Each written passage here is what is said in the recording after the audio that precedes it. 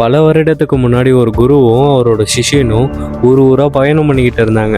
ஒரு நாள் இரவு ஒரு ஏழை விவசாயி வீட்டில் தங்குறாங்க.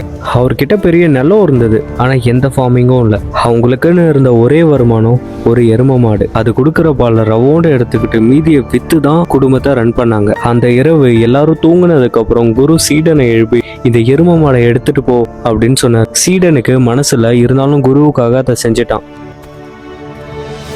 10 years later, இத்தனை வருஷம் கில்ட்டிலேயே இருக்கான் சீடன். எப்படியாச்சும் அவங்க கிட்ட சாரி கேட்டுடணும் அப்படின்னு அவங்க வீட்டுக்கு திரும்ப போறான். ஆனா அவங்க பாக்குறது மொத்தத்துல வேற உலகம். அந்த வறண்டு கடந்த பூமி ரொம்ப பசுமையான நிலைக்கு வந்துடுச்சு. அந்த ஏழை விவசாயம் ஒரு நல்ல பணக்கார ஸ்டேஜுக்கு வந்துட்டாரு. அப்பதான் அவருக்கு தெரிஞ்சது, அந்த எருமை காணாம போனதுக்கு அப்புறம் அந்த விவசாயி வேற ஒரு வேலைக்கு போய் அதுல சம்பாரிச்சு அதுல வர அமௌண்ட்டை வச்சு இவரோட நிலத்திலேயே ஒரு ஃபார்மிங் பண்ண ஆரம்பிச்சுட்டு இருக்காரு.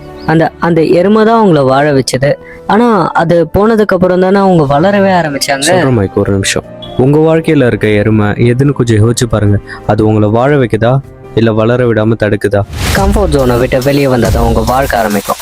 எங்களை ஃபாலோ பண்ணாதான் எங்க வாழ்க்கை ஆரம்பிக்கும். ஸோ ஃபாலோ பண்ணிக்கோங்க.